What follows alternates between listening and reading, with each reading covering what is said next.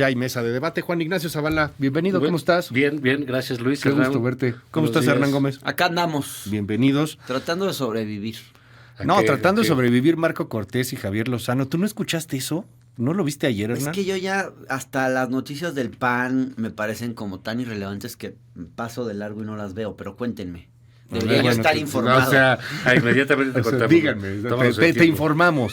No, a ver si tenemos el audio de Javier Lozano y Marco Cortés, ¿no? que se aventaron un debate en Atypical TV. O sea, ya de entrada, empezando con ese tema, que fue en Atypical TV con Carlos Alarraqui, y estaba Javier Lozano reclamándole a Marco Cortés pues por el desastre que ha terminado por ser el partido, y este fue parte del agarrón. Escuche.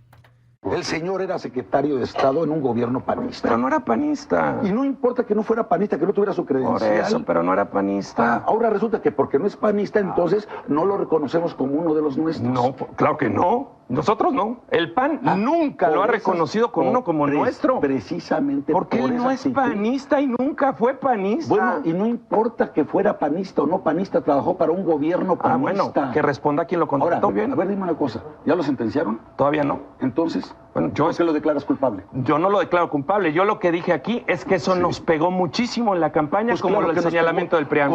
Eso nos pegó muchísimo. ¿Por qué no supiste defender los logros del PAN a lo largo de la historia desde 1930? Pues sí, ¿por qué perdimos en el 2012? Me dirías tú estuviste en ese gobierno. Sí.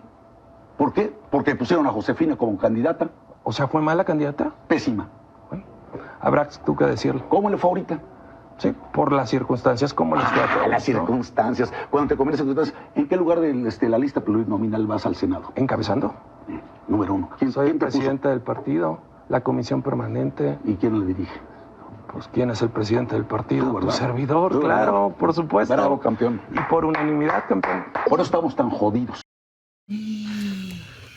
Es que cómo acepta Marco Cortés debatir con Javier Lozano. Digo, Javier Lozano es listo, Marco Cortés tiene un cacahuate en el cerebro. O sea, como que quedó, lo humilló, lo aplastó. Hijo, no había visto. Se puso eso. bueno, se puso muy bueno, sí, se puso muy bueno. ¿Cómo lo viste? Mira, pues, estoy de acuerdo con Hernán, ¿no? Pero bueno, ese es Marco Cortés. Sí. O sea, yo creo que los panistas, pues sí debería darles vergüenza el dirigente que tienen. Creo que incluso decir que la derrota del 2024 es culpa de Calderón, pues digamos, ni López Obrador.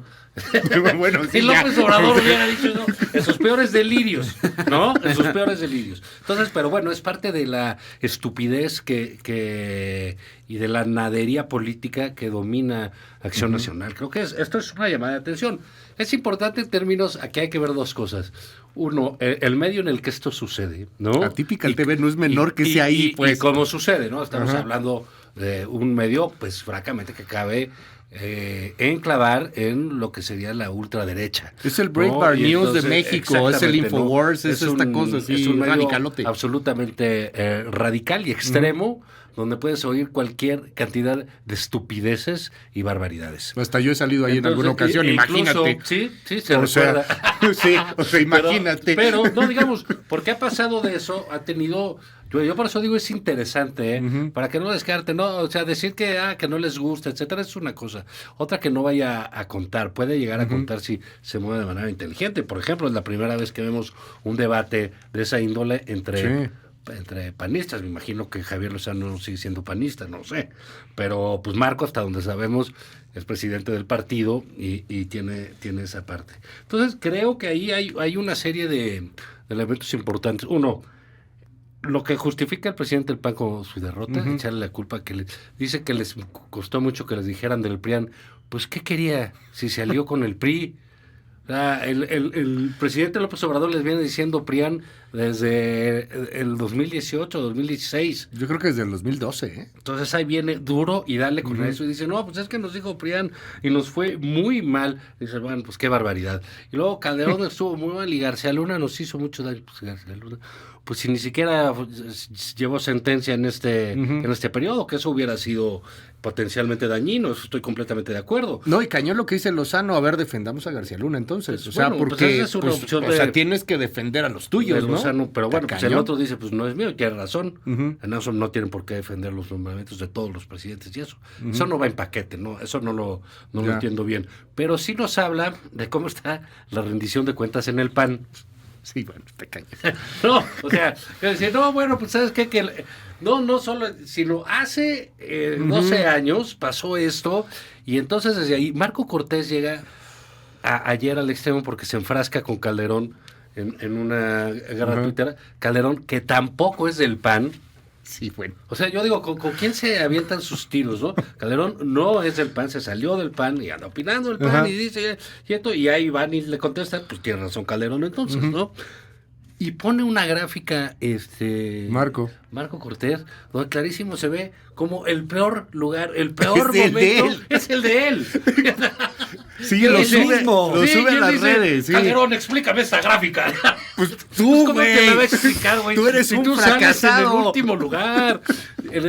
Lugar. Entonces, digamos, eso es lo que está pasando en el PAN. Sí llama la atención porque todo el debate ahorita de las reformas platicábamos y Hernán seguramente nos platicará todas estas gráficas que ha sacado, muy interesantes, por cierto, de la inviabilidad de la reforma judicial, cosas que no está haciendo la oposición porque está tonteando, porque lo que sucede en la oposición es eso, es, a ver, enséñame por qué estoy en el último lugar. Pues en el último lugar porque estás tú, seguramente. Sí, y porque lo hicieron muy mal, todo estuvo mal. Que eso finalmente va a ser parte de lo que hay que ver. Creo que el PAN sí tiene que dar, no importa si las discusiones son un poco bizarras o eso, pero pues ya es un partido bizarro.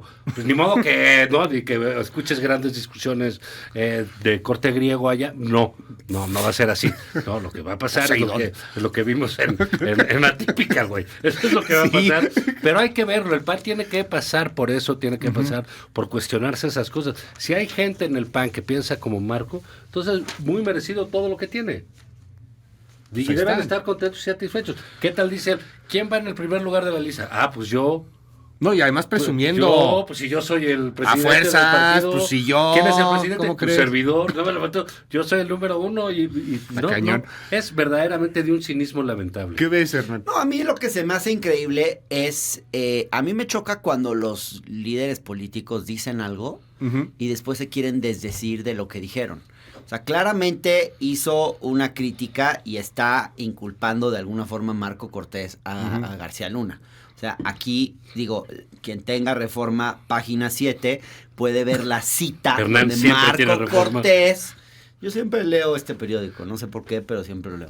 Oye, ¿qué te paga Reforma? Quien cheque la paja, ahí viene la cita de Marco Cortés, donde le dice a Calderón: aprovecho para pedirte que nos expliques qué pasó con García Luna, porque al PAN eso le provocó un enorme daño en la campaña. Y le dice a Calderón: ¿tú no te enterabas de lo que pasaba en tu gobierno? O sea, claramente le está echando la culpa, está atribuyendo el tema García Luna a los malos resultados electorales del PAN. Y ahora lo vemos debatir con Javier Lozano y ya se echa para atrás. Entonces, ¿qué clase de líder puede ser alguien que ni siquiera sostiene sus propios argumentos? Marco Cortés es una vergüenza. Nacional. Es un hazmerreír, es un meme. Y digo, me daría gracia si no fuera porque justo hoy creo que se necesita una buena oposición más que nunca antes. Y pues, el PRI están metidos, está como dice Juan Ignacio, metido en eso. En que hay un cacique que se quiere reelegir, llamado Alito Moreno, y el PAN está en una disputa entre sus líderes a ver quién es más ladrón que el otro, y a ver quién robó más, y a ver quién tuvo la culpa de la pérdida de elección por haber robado más, o por haber sido más delincuente. Es penosísimo, porque hoy justo se necesita un liderazgo fuerte, consistente, y quiero decirles además que hoy que es tan importante el tema de la reforma judicial, tampoco veo dentro de la Corte a una presidenta capaz de hacer una buena defensa de su propio trabajo. Y de la, o sea, si vieron los foros de la semana pasada, yo me eché el foro del, creo que fue jueves o viernes, ya no recuerdo, el foro que hubo de la reforma judicial. Sí. Pues tú oyes hablar a Norma Piña y es un poco lo mismo, o sea, no hay líderes, no hay defensa del Poder Judicial. Y digamos, El Poder Judicial es corruptísimo, yo lo he dicho muchas veces aquí, se tiene que transformar radicalmente, pero esta reforma que están proponiendo, como la están proponiendo, puede generar peores problemas de los que hoy tiene el Poder Judicial. No es una reforma. Y no lo están viendo, y no hay nadie, el más articulado, yo creo que no coincido con él, pero el que más o menos, digamos, dijo algo interesante fue Lainez. Creo que también Ortiz Mena. Por ahí Lenia Batres, aunque no coincido con ella, me pareció que al principio, por lo menos de su discurso, hizo una crítica interesante a cómo la Corte se inclina más, por ejemplo, a la postura como ideológica conservadora la Corte, que me parece. Pero fuera de eso, o sea, tú oyes a Norma Piña y dices, es que ni siquiera pudo articular una postura entre todos los ministros de dónde están las preocupaciones de la reforma. Es un tema ultra complejo. El tema de la reforma judicial es un tema ultra complejo. Lo que sí está haciendo perfectamente bien la 4T es lanzar una narrativa muy entendible. Los jueces son corruptos, el Poder Judicial es corrupto, el Poder Judicial está lleno de jueces, entonces hay que cambiar a los jueces, hay que votar por ellos. Pero a mí me brincó porque lo escuché hoy muy temprano, la declaración que dio ayer Noroña en otro foro. Este foro fue en Toluca. Y Noroña, ahora sí que el pobre camarada Noroña, que ha sido víctima de esta canallada dentro de la misma 4T, dijo así de claro, esto no es una reforma judicial, ¿eh? Escuchemos. Yo sostengo que no es una reforma al Poder Judicial, que es una revolución, y las revoluciones son un poquito brusquitas. Oponerse a ello es ocioso. Hay un sector que se está trincherando en que, como si esto no, ya se decidió el 2 de junio, que se van a elegir todos los integrantes, todos los juzgadores, por voto universal, secreto y directo, muy probablemente el primer trimestre de 2025. ¿Qué dices, Juan Ignacio Zavala? Pues tienen los votos, van a hacer lo que quieran, mira, ¿no? Lo primero es que sí hay que ver que hay una ofensiva durísima por parte del oficialismo. Tú puedes decirle a favor de la reforma judicial y en contra del Poder Judicial. Eso es clarísimo. Porque está el presidente de la República. Está la presidenta electa. Está la presidenta, bueno, todavía no es presidenta electa, pero está la virtual presidenta triunfante, electa, pues, de las elecciones. Está los diputados, los senadores, en fin, es todo, por primera vez, todos coordinados de una manera efectiva y efectista, ¿no? Porque sí están, han tomado los medios de comunicación en ese sentido, y creo que todos lo han hecho de una manera aplastante, ¿no? O sea, ¿qué tiene que hacer la secretaria de Gobernación anunciando castigos a un juez? Claudia Sheinbaum también subiéndose ahí. Todos están, digamos, en ese carrusel. ¿Qué tenemos enfrente? Eso es lo que habría que ver. Pues tenemos un poder judicial disminuido, sí, madreado, que apenas da unas señales de vida, de decoro, de dignidad por varios de sus ministros en los foros, pero digamos es un poder asediado sistemáticamente, todos los días. Es muy difícil poder pedirles una respuesta a la altura, pero es clarísimo que Norma Piña no hizo un trabajo que venía incluido en su liderazgo, y que es un trabajo político. El nombramiento del presidente de la Corte es político. Político, quieras o no. ¿Te vas a dedicar a tu sentencia, etcétera? Sí. Pero aparte, eres titular de uno de los poderes. Haberse hecho a un lado de la política, hacer lo que hizo de manera tan burda en alguna de las cosas, como aquel caso de los WhatsApps, etcétera. Lo de Armenta. Haberse escondido. O la inmadurez de no pararse de pie cuando llega el presidente. La verdad, o sea, esos son mensajes políticos infantiles. O ponerse. Eso no es reafirmar. O taparse, esconderse cuando la crisis arrecia, etcétera. Sí, claro. O no meterse a decir nada, que si la investigación de Saldívar sí es, que si no es, que si no fue. O sea, mantenerse, según esto, al margen de lo que sucede. El resultado es ese, que te aplastan. Sí, claro. ¿Sí? Porque el juego político no lo quiso jugar, no lo supo jugar, le dio miedo jugarlo, no entendió cómo se juega, o no quiso. Les ganó la soberbia también. No, yo sí creo que eso es parte de lo que se está pagando ahorita. Los justiciables, yo le escuché en una ocasión así textual y dijo: los justiciables nos entenderán a través de nuestras sentencias. Es que eso siempre dicen, por un juez hablan sus sentencias. Pues muy bien, pero tú eres presidenta los de la justiciables, Suprema Corte el pueblo y estás nos va a viviendo entender este momento. Cañón. Una cosa que está sucediendo, me parece para bien, es que el Poder Judicial ha entendido que ya no vive aparte, que forma parte de un todo aquí, etcétera. ¿Qué viene ahí? Dice el señor Noroña, que me da gusto que, pues mira, a lo mejor el presidente no lo toma en serio, pero pues yo veo que cada vez más actores lo toman en serio, ¿no? Yo veo que ahí tenemos un liderazgo mucho más fuerte de lo que pensábamos, insisto. Yo creo que sí le da para hacerse líder de una bancada en el Senado, parte radical, y que tengan que estar negociando con él otra parte, ¿no? Pero él dice, oye, esto no va a ser una reforma, va a ser una revolución, y eso va a ser brusco. Brusquito. Entonces, bueno, pues sí, un todo parece ser que va a estar mal. Mucho más aún cuando estamos acostumbrados a que, por ejemplo, el gobierno de López Obrador es pésimo implementando cualquier tipo de política pública. O sea, no solo son mal hechos, son ineptos, inútiles. Le va a tocar a la señora Sheinbaum, pues a saber si puede. Me gustaría que Hernán nos comentara. Él publicó muy interesante ese trabajo. Se lo aplaudió Héctor Aguilar Camín, creo. Sí, híjole, no me digas. No, pero quería ver tu rostro. Sí. Ahorita se lo voy a mandar a Calderón. Calderón lo va a retuitear, de hecho. Calderón me retuitea. Calderón me retuitea. Y Calderón aplaudiendo a Hernán Gómez, así de... Sí, no. No se lo pasen a nadie. Pero está muy bien. Están los lentes azules, quedan bien. Es lo inviable de la reforma, de la votación, ¿no? Dices que le tendrían que dar a cada ciudadano 175 boletas. Yo cómo veo las cosas. Como la de Bolivia, si me permite. Yo cómo veo las cosas. ¿Qué pasó después del 2 de junio? La oposición entró en crisis y en depresión.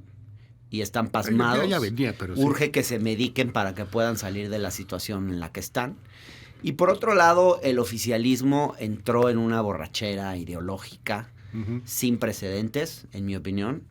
El 3 de junio la borrachera siguió, el 4 la conectaron, el 5 la volvieron a conectar y han estado en la peda ideológica desde entonces. Y no han bajado un poquito a la realidad. Entonces, este rollo de elijamos a todo el Poder Judicial por la vía del voto es inviable, pero lo más fuerte es que no se han sentado a pensar en cómo eso sería posible de aterrizar. Y cuando te pones a ver los números, y a mí me compartieron estos datos que me dejaron, digamos, muy alarmado. Primero, en la Ciudad de México, que es el primer circuito, que es donde más hay jueces de los estados, de las entidades que más jueces tienen por la cantidad de asuntos que se dirimen aquí. Son muchos los jueces que hay y aquí, y no es como que tú eliges a tu juez de tu colonia, no funciona así. Los jueces son para todo el circuito y hay distintos tipos de jueces y no es como que tú tienes a tu juez y yo tengo a mi juez. No funciona así. Entonces, de entrada habría que tener a 2,888 candidatos en una elección, nada más en la Ciudad de México. Ahí, ahorita estoy subiendo el hilo otra vez a mi Twitter si lo quieren ver. Solo candidatos. Organizar esa elección, digo, nomás quiero decirles que según Perdón, este cálculo... ¿para que sean cuántos al final? De los 2,800 candidatos para que escojas elegir, a cuántos. Ahorita te doy los números completos, pero mira, habría que imprimir 175 boletas para votar por todo lo que habría que votar entre magistrados de circuito, jueces de distrito, ministros de la Suprema Corte. Eso nada más considerado, y no solo son, no es la lista completa, esto solo es de esos 3 que estoy mencionando. Esto costaría, una elección así costaría, según este cálculo, 4.9 mil millones. La propia Claudia dice que habló con Luisa María Alcalde y que ella tiene un cálculo de 7 mil millones. Ese es el cálculo de la presidenta electa que le pasaron a ella. Fíjense. Y ayer Monreal dijo que 3,500. Ese es 1.5 veces. 1.5 el presupuesto. O sea, sale más caro que una presidencial. Es más caro de lo que del presupuesto de la UNAM en un mes y medio. O sea, se gastaría en el presupuesto de la UNAM, un mes y medio de presupuesto de la UNAM en organizar esa elección. 175 boletas. ¿Te imaginas el tiempo que te tardarías tú, elector, en votar todo eso? No, qué flojera. Es que es absurdo, o sea, realmente es absurdo. Y yo de repente me pregunto, a ver, Perdón, pero fue una ocurrencia del presidente.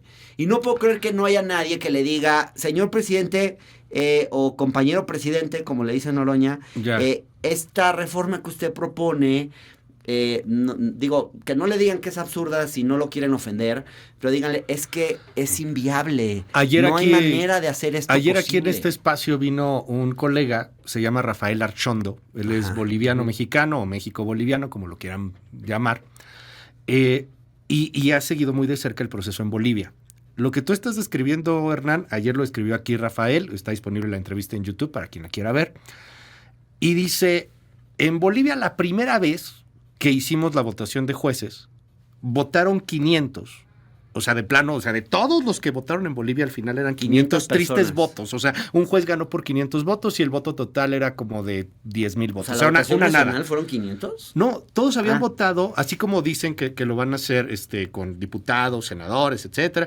Todo el mundo votó bien por presidente, diputados, por todo. Pero en el caso de los jueces, nadie votaba. ¿Por qué? Justo por eso, porque iban a la urna, te daban las boletas normales, pero para votar por el juez te daban un libro, porque era un libro de 120 páginas en donde tú tenías que abrirlo y para ver... encontrar tu... Sí, no era un desmadre, o sea, no había manera, la gente veía el libro, lo tiraba a la basura, o sea, ¿por qué tengo que abrirlo, tengo que checarlo? Por eso era tan poca la votación por jueces.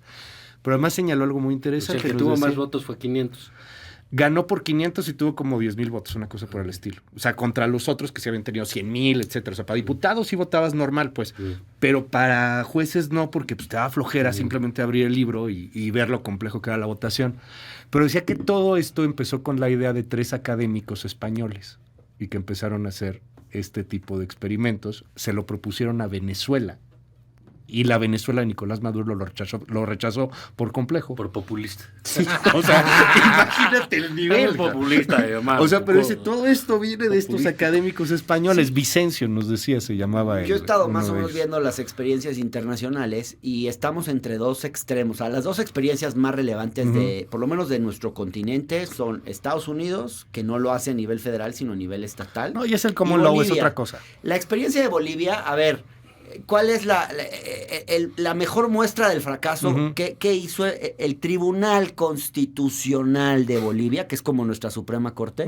Fue el que facultó a Evo Morales a postularse a un tercer mandato, a pesar de que iba en contra de la Constitución, el Tribunal Constitucional, así en la letra de la Constitución, y a pesar de que ya habían votado en un referéndum los bolivianos que no.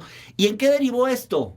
En una crisis política y en un golpe de Estado. Uy, wow, qué buen referente. No, y luego el otro es Estados Unidos, donde hay estudios que te muestran cómo cada vez hay más dinero en la elección de jueces, dinero de privados, y cómo eso distorsiona todo, porque entonces pasas de una que tiene, donde no hay independencia del poder político, a otro, que es Estados Unidos, donde no hay independencia del poder económico. No queremos ninguna de las dos. Otra cosa que nos decían que era muy, muy interesante en la experiencia boliviana, yo insisto que la gringa, pues no sé si tomarla tan en cuenta, porque la gringa es bien distinto, etcétera, o sea, el sistema gringo es totalmente distinto al mexicano, pues pero no el boliviano no tanto, digo, es muy interesante, pero lo que decían es que, o sea, en el libro de más que te dan tu mamotreto en Bolivia para votar, todos esos güeyes que están propuestos para ser jueces ya fueron preseleccionados por el Congreso y por Evo Morales. O sea, da igual por el que votes, todos traen la venia de Evo Morales. Entonces, la gente no le veía mucho sentido a votar por ello. La gente que va a votar es porque apoyan a Evo.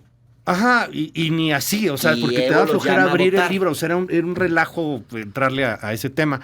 Sí, mira, yo no sé, de las experiencias que hablan aquí, no sé si Claudia Sheinbaum con esto que ganó el premio Nobel y de que ha estado aquí y allá, que es una científica, que nos pasan sus imágenes hablando inglés con los otros mandatarios, recibiendo aquí una que le aplauden en el New York Times. Oye, qué gran presidenta van a tener en México y aquí Trump y Biden, ¿no? Un peso, déjame decírtelo, pues merecido, es la que ganó las elecciones, primera mujer que gana las elecciones en México, y eso es simple y sencillamente una buena noticia, ¿no? Y ella, su perfil muy probo, muy digamos muy técnico. No sé si a ella le guste, con todo respeto, pues compararse y sea su punto de arranque Bolivia. ¿no? Saludo a los hermanos bolivianos y todo lo que, pero sin lugar a dudas es un país que enfrenta muchos más retos que nosotros en muchos ámbitos, y no creo que sea lo correcto tratar de imitar, porque somos, a pesar de ser latinoamericanos, tenemos muchísimas diferencias idiosincráticas de sistema y de modo de ser que no vienen al caso. Si ese es el objetivo de Claudio Sheinbaum, pues digo, también estaría bueno que nos lo avisara. No lo creo.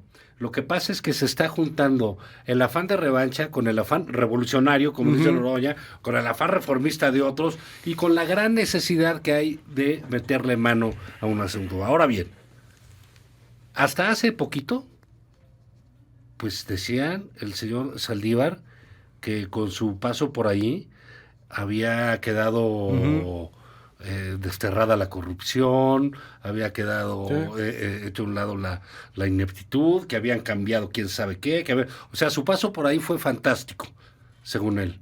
Y ahora resulta que, según él, todo es una podredumbre, ¿no? Porque llegó la señora Piña. Pues bueno, mira, al margen de que si Norma Piña debe seguir o no, que yo creo que eso es algo que debe efectivamente considerar. O sea, no se me hace algo desproporcionado. Sí, así lo había dicho la ministra Yasmín, de que lo vean para ahorita, para el corto plazo, para el mediano, etcétera. Independientemente de eso, pues sí debieran empezar a hacer ciertas señales de cambio, de ganas de reformar. Ellos saben qué es lo que se tiene que reformar mejor que los demás, ¿no? Yo quisiera hacer un comentario. Yo le tengo mucho respeto a Noroña. Me parece que la campaña que hizo lo posicionó muy bien, nos sorprendió a varios.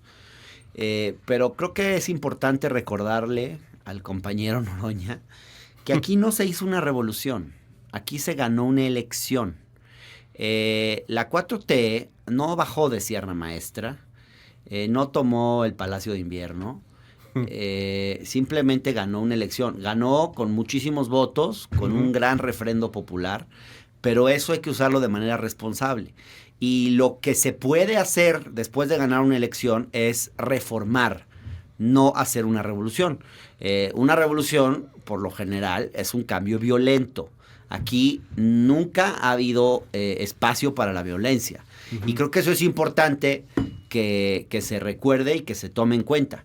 Y otra cosa que yo quiero decir, razones por las cuales yo soy muy escéptico de esta reforma, es porque esta cuestión del Poder Judicial, de cómo funcionó durante este gobierno, pues digo, yo sí la seguí porque investigué el tema y la verdad es que sí hay antecedentes, varios se denunciaron en su momento, de cómo se presionó a jueces y a magistrados para que tomaran ciertas decisiones. Tristemente no solo era para asuntos que uno podría considerar de Estado, sino para hacer negocios. Y quien presionaba a los jueces es quien hoy está jugando un papel de liderazgo muy importante dentro de la 4T defendiendo esa reforma, que es Arturo Saldívar. Y Arturo Saldívar, paradójicamente, tuvo su oportunidad de hacer una reforma. Y hace 3 años defendía lo opuesto de lo que defiende hoy. Él no estaba de acuerdo en la elección de jueces y magistrados. Hay frases donde lo dice. Él decía que no hacía falta un cambio de estructuras en la Suprema Corte. Él estaba en contra de separar el Consejo de la Judicatura de la Suprema Corte, que es lo que hoy se está proponiendo. Entonces, 1, no hay consistencia programática para una reforma así. Y 2, sí se presionó a jueces. Y quiero decir una cosa. En el foro de la semana pasada estaba previsto en el orden del día que quien iba a cerrar era la magistrada María Emilia Molina. Por lo menos es el orden del día que yo vi. María Emilia Molina no la dejan hablar. La silencian. ¿Y por qué la silencian? A ver, no es casualidad. ¿Quién es María Emilia Molina? ¿Saben?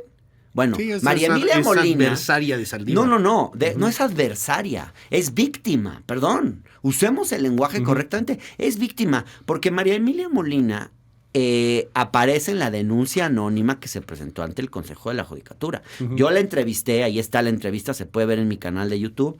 Ella en 3 ocasiones fue presionada por el equipo de Saldívar para tomar distintas decisiones. La historia de ella, de cómo tuvo que resistir a esas presiones, es terrible. Y Y es una jueza honesta, no tiene ningún antecedente de corrupción, nunca le probaron nada. Y la mandaban a Sinaloa, la mandaban a Monclova, le quitaron a los escoltas, o sea, toda una estrategia para doblarla, para presionarla, que me parece inadmisible.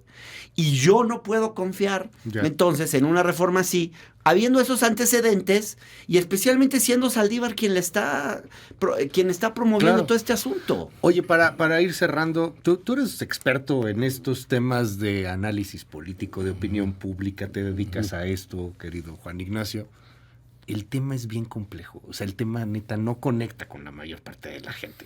No, bueno, a mí se me hace muy buena la narrativa de la 4T. No, bueno, pues sí, claro. Fácil, pero pues no sé qué tener que sacar la oposición. Porque el sistema de justicia está podrido en México o sea, hace ¿cómo mucho defiendes el sistema de justicia? No, digo, bueno, pues primero tendríamos que empezar también por las fiscalías, ¿no? Que bueno, son las que investigan y persiguen los delitos. Entonces, ahí lo que está es, digamos, una ofensiva durísima por parte del gobierno y de todos los personajes del oficialismo contra una corte, contra un poder judicial que no acostumbra a dar esas batallas, que no acostumbra a dar esos pleitos, pero que tiene que echarse para adelante de alguna u otra manera, porque es lo único que queda para defenderlo. Ya vemos que el presidente del PAN está en otras responsabilidades y la mayor parte de los panistas y su partido también, pues parece ser que está completamente de acuerdo en lo que sucede. Entonces no hay esperanza posible de oposición. A mí me parece notable lo que dice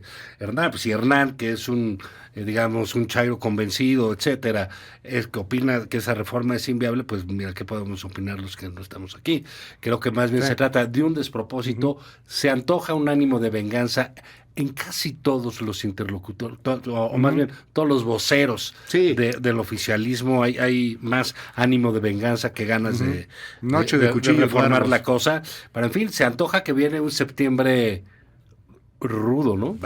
No, y la verdad yo quiero decir que para mí esto está siendo muy difícil porque yo sigo teniendo simpatía hacia la 4T, pero pues yo siempre, cuando decían es que avanzamos hacia una dictadura, quieren un retroceso democrático, etcétera, a mí ese discurso siempre me ha parecido alarmista, me ha parecido que no tiene asidero en la realidad, pero yo siempre decía, aquí hay separación de poderes. Digo, el hecho de que Morena tenga una mayoría en el legislativo, pues es lo que la gente decidió. Y yo decía siempre, pero bueno, el Poder Judicial es independiente, etcétera, etcétera. Ahora, con una reforma así, pues yo no sé si podría seguir diciendo eso. Porque aquí sí me parece, pero aquí sí me parece que hay, en el fondo, aunque lo quieran disfrazar de democracia al elegir a los jueces, a mí sí me parece que hay una intención de tener un control político sobre un poder judicial que le ha sido adverso al presidente. Está, ¿no? Y que es cierto, ha tomado decisiones que yo no comparto. Y que es cierto que hay muchísima gente corrupta. Pero esto no es la manera de... ¿Así? O sea, uno no puede... Digo, así por ejemplo, no, al juez, a Juan Pablo Gómez Fierro, que era juez, ¿se acuerdan? Sí. A ese juez, digo, yo no comparto la decisión que él tomó en la cuestión de la industria eléctrica. Pero a ese juez lo mandaron a investigar, le aventaron a la UIF, investigaron a toda su familia y al final, digo, perdón, pero lo tacharon de corrupto y al final el juez salió exonerado. El propio Saldívar lo exoneró. No le encontraron absolutamente nada. Entonces, eso es una manera de doblar y presionar a los jueces que no es correcta. Gracias. Aunque no nos guste el juez. Gracias. Aunque no nos gusten sus fallos. ¿Te seguimos en tu red? @Hernán Gómez B de Bueno y estoy en el canal de Hernán por YouTube. Gracias Hernán. Juan Ignacio. @Juan Izabala y pues aquí nos estamos oyendo los miércoles. Aquí nos escuchamos todos los miércoles con...